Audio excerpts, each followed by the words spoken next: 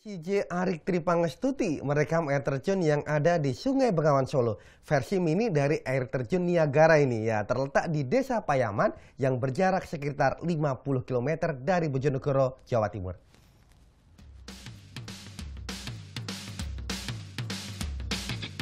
Dari udara kelihatannya seperti air terjun Niagara versi mini.